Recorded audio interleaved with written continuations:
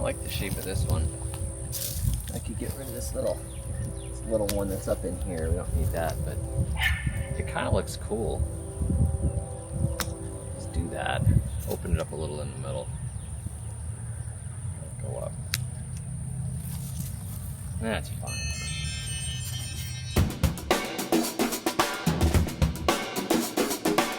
I'm in our little apple orchard where we're testing 10 different varieties of southern adapted apples, hopefully southern adapted apples, old heirloom apples. And this is the time of year when I really need to shape these guys up because I can see the shape of them and I don't want them to do weird things. So we just cut a little bit outside of the collar where these branches attach. Now I have a single one. That was just weird how they were. So this is what I want.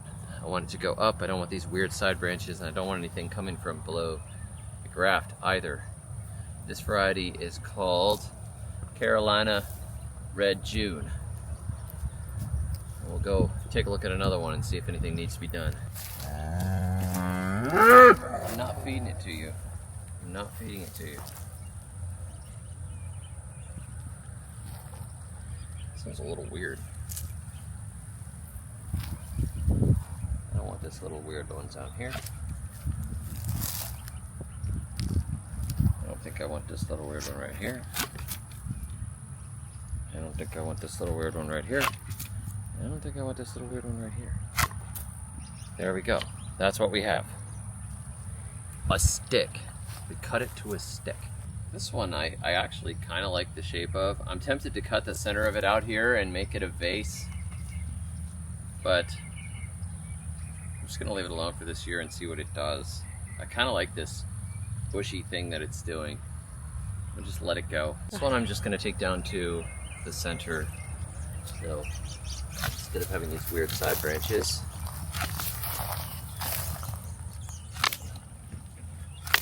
bring it up. Now any of these pieces here, if I had other apples and I wanted to graft onto, I could just graft this variety onto another apple, but I don't really have any rootstock now that I want to do that with. We don't need to save every single thing, even though we're tempted. You could spend your entire life learning how to prune trees because there is so much knowledge on it, and I am just literally a hack at pruning trees. But just remember two things. One, if you prune before they wake up in spring, you are pruning to increase vigor.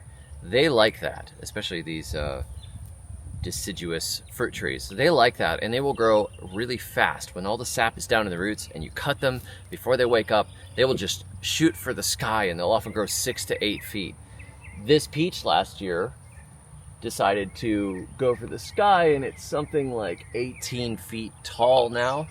It's completely ridiculous. It's way too much peach for this grocery row, but I missed my chance to prune to decrease vigor in the summer. That's when you want to decrease vigor. So after the fruit is off it, you can prune it down, or when they're small before they start fruiting, prune them around the solstice and just chop them back when they're really at the height of their summer growth. And that may be a little different the further north you get. That's from the book Ann Ralph's Grow a Little Fruit Tree. Prune them in the summer to decrease their vigor. They've got a lot of leaf growth. They've got a lot of nitrogen up in those leaves. You cut the top of it way down and you take those branches away and throw them in your compost pile or whatever, and then it decreases the vigor. But if I were to prune this tree right now, I would not only lose the potential peaches that it might be making, but I would also encourage it to just grow straight back up again. So I don't want to do that. So this is going to wait until we get to the summer, sometime around the solstice, depending on if the peaches are off of it or not, or if it even makes peaches because we had a frost and I don't know how it's going to do. And then we're just going to cut it right here. Cut it right across the middle, decrease the vigor a lot. That'll give it a chance to grow back a little bit, make some branches that can fruit, and it doesn't just simply take out all of this and then encourage it to just make a bunch of vegetative growth. We'd like to get fruit, but we also want this to remain somewhat small. So that's what we're going to do with it. And with the apples, I can see their shape right now.